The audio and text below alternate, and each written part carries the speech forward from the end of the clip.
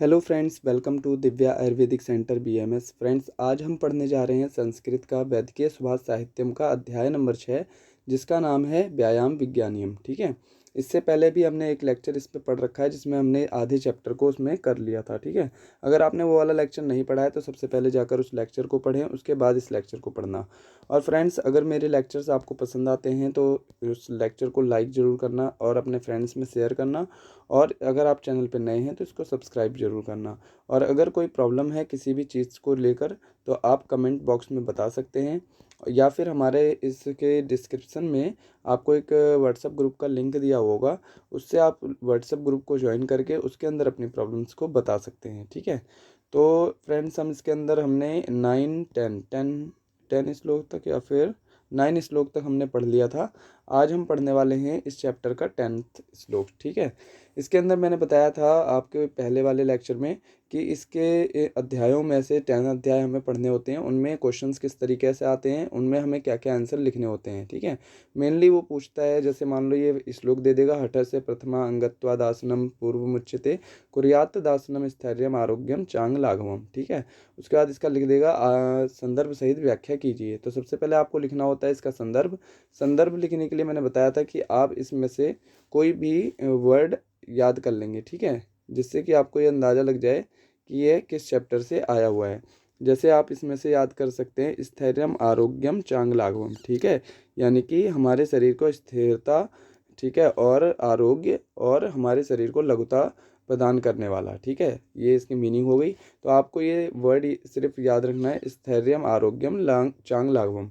अगर ये वर्ड आपको श्लोक में दिख जाए तो आप समझ जाना कि ये हमारे व्यायाम वाले अध्याय से आया है ये श्लोक, और हमारा ये 6 अध्याय से आया है। ठीक है। इसके बाद आप इसकी संदर्भ लिख देंगे कि प्रस्तुत पद्यखंड हमारी पाठ्य पुस्तक वैदिकीय सुभाष साहित्यम के अध्याय नंबर 6 व्यायाम विज्ञानियम से लिया गया है। और फिर आप बता देंगे इस अध्याय में व्यायाम के बारे में बताया गया है, जो जो आपने पढ़ा होगा वो सब बता देंगे।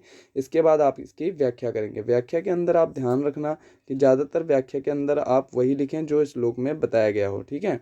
यानी कि अपनी तरफ से कोई कहानी ना लिखें, ज़्यादातर वही लिखें जो इस श्लोक में बताया गया हो। ठीक है।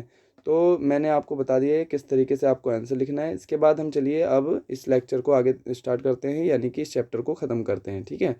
तो सबसे पहले हम श्लोक को स्टार्ट करते हैं।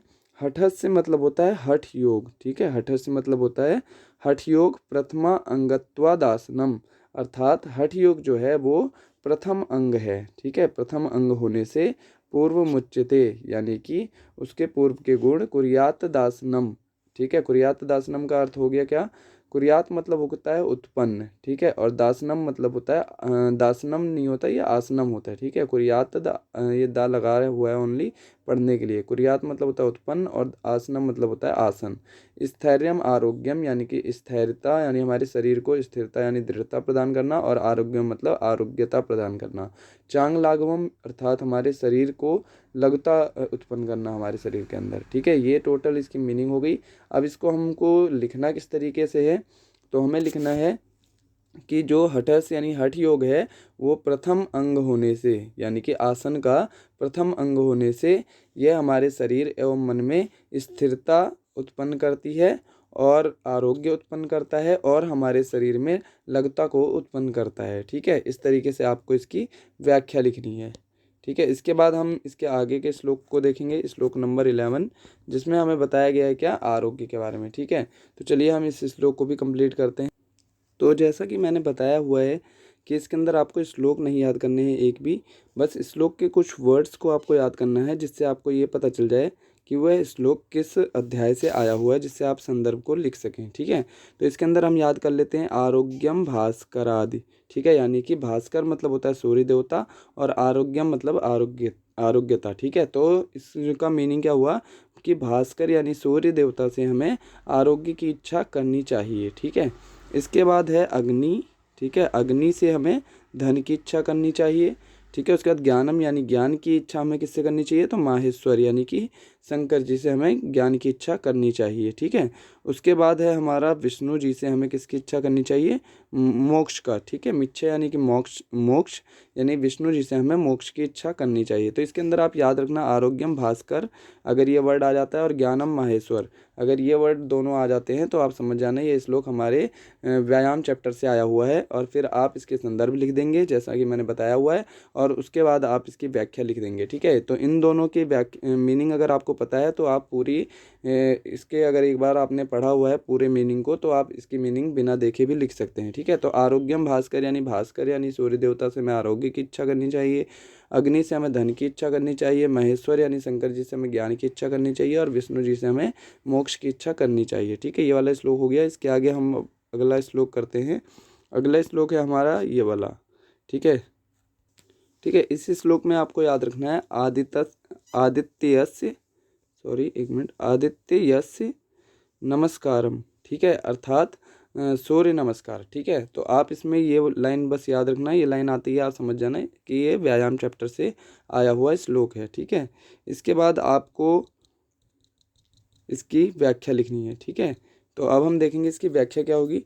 तो आदित्य यस्य नमस्कारम अर्थात सूर्य का नमस्कार, ये कुर्वन्ति दिने दिने अर्थात जो प्रतिदिन करते हैं, जन्मांतर सहस्रेषु यानी कि जो सूर्य नमस्कार प्रतिदिन करते हैं उनके जन्म जन्म के, ठीक है, दारिद्र्यम ना उपजायते अर्थात उनके मतलब जन्म जन्मांतरों में भी कभी दारिद्र्य उत्पन्न नहीं होते, यानी ना उपजायते मतलब कभी दारिद्र्यता उत्पन्न नहीं होती, ठीक है। यानी जो रोज सूर्य नमस्कार करते हैं, प्रतिदिन सूर्य नमस्कार करते हैं उनको कभी जन्म जन्मांतर तक दारिद्र्यता उत्पन्न नहीं होती, ठीक है। इसके बाद हम देखेंगे 13 श्लोक, ये रहा, ठीक है। ये हमारा 13 श्लोक है। 13 श्लोक में क्या बताया गया है इसमें आप याद रखना परिश्रमो मिता आहारो, ठीक है, परिश्रमो मिता आहारो, ठीक है, परिश्रमो मिता आहारो, ये आप वर्ड याद रखना है। इसके आते ही आप समझ जाना, ठीक है, कि ये श्लोक हमारे किस चैप्टर से आया है, व्यायाम विज्ञानियम से। इसके बाद आप इसकी व्याख्या करेंगे, ठीक है। व्याख्या के लिए आप 2-3 वर्ड का मीनिंग याद रखो और उसके आपने अगर एक बार हिंदी पढ़ रखी है तो आप उसकी जो व्याख्या है वो आसानी से कर सकोगे, ठीक है। तो हम स्टार्ट करते हैं। तो हम इसकी व्याख्या करते हैं। परिश्रमो मिता आहारो, ठीक है, इसका अर्थात हो गया कि परिश्रम और मिता आहार मतलब उचित रूप से आहार, ये दोनों भूगता अश्विनी सुतो अर्थात ये दोनों इस लोक के अश्विनी कुमार के समान हैं, ठीक है। इस लोक के क्या हैं, अश्विनी कुमार हैं। ता अवनादित्य नैवाहम वैद्य मन्य समाश्रय, ठीक है, अर्थात इनका अनादर करके मैं दूसरे किसी वैद्य का आश्रय ना करूँगा, ठीक है। यानी कि हमें कभी इनका अनादर नहीं करना चाहिए। तो टोटल मीनिंग क्या हुआ कि परिश्रम करना एवं परिमित आहार दोनों का पालन करना इस काल में अश्विनी कुमार के समान है, अतः इनका पालन करने वाला किसी दूसरे वैद्य के पास नहीं जाता, ठीक है। ये इसका हिंदी में अच्छी तरीके से मीनिंग हो गई, आप इसको याद रखना। इसके बाद हम अगला श्लोक देखते हैं। हमारा अगला श्लोक है श्लोक नंबर 14। श्लोक नंबर 14 क्या है इसको देख, ठीक है। तो इस श्लोक की सबसे पहले आप ये याद रखना है कि इस श्लोक में आपको याद कौन सी लाइन रखनी है। तो इस श्लोक में आप याद रखना कि चरण मतलब होता है क्या, चलना या परिश्रम करना, ठीक है। चलना मतलब होता है लेकिन चलने को हम क्या बोलते हैं, परिश्रम। तो इसको हम किस वे में लेंगे, चरण को परिश्रम के वे में, ठीक है, यानी परिश्रम करना, ठीक है। यानी परिश्रम से हमें मधु विंदति यानी मधु की प्राप्ति होती है, ठीक है। और फिर से चरण आ गया मतलब फिर से परिश्रम से हमें स्वादुम उदुम्बरम यानी कि मधुर मधुर उदुम्बर फल को हम प्राप्त करते हैं, ठीक है। सूर्यस्य पश्य श्रेमाणम यो न तंद्रयते चरण, ठीक है, यानी कि परिश्रम से ही, ठीक है, परिश्रम से ही जैसे सूर्य के परिश्रम को देखो जो सदैव चलने का परिश्रम करने पर भी थकावट नहीं होती, ठीक है। यानी कि कुल मिला के बताया गया है कि परिश्रम से ही हमें हर चीज़ प्राप्त होती है, ठीक है। जैसे परिश्रम से ही हमें मधु की प्राप्त होते हैं, परिश्रम से ही हमें मधुर मधुर उदुम्बर फल प्राप्त होते हैं। तो हमें सूर्य से सीखना चाहिए कि वह हमेशा परिश्रम करने पर भी नहीं थकता, ठीक है। ये इसका मीनिंग हो गया। अब हम देखेंगे अगला श्लोक।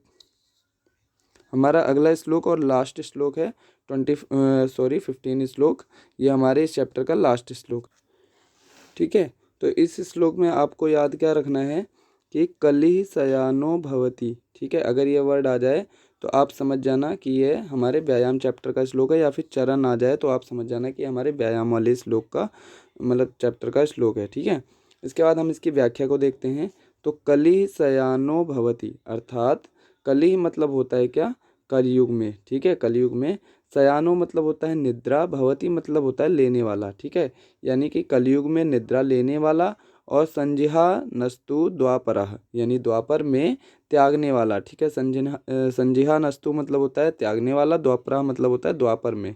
ठीक है, उत्तिष्ठम त्रेता भवति यानी कि त्रेता युग में खड़ा रहने वाला। ठीक है, कृतम संपद्यते चरण यानी कि संपद्यते मतलब संपदा, चरण मतलब चलने फिरने वाला, यानी मैंने बताया था जैसे परिश्रम। ठीक है, तो इसमें कुल मिला के क्या बताया गया है यहाँ पर कि इसके अंदर बताया गया है कलयुग में कैसा होता है, जो मतलब जो निद्रा लेने वाले होते हैं वो कैसे होते हैं, वो होते हैं कलयुगी। ठीक है, जो निद्रा वाले होते हैं वो होते हैं कलयुगी, और जो निद्रा त्यागने वाले होते हैं वो होते हैं द्वापर युगी। ठीक है, और जो हमेशा खड़े रहते हैं वो होते हैं त्रेता युगी। ठीक है, त्रेता युगी। और जो सतयुगी होते हैं वो चलने फिरने वाले होते हैं। ठीक है, यानी संबद्धते मतलब होता है सतयुगी। ठीक है, वो कैसे होते हैं, हमेशा चलने फिरने वाले होते हैं। तो फ्रेंड्स, आपका ये चैप्टर मैंने कंप्लीट करा दिया है।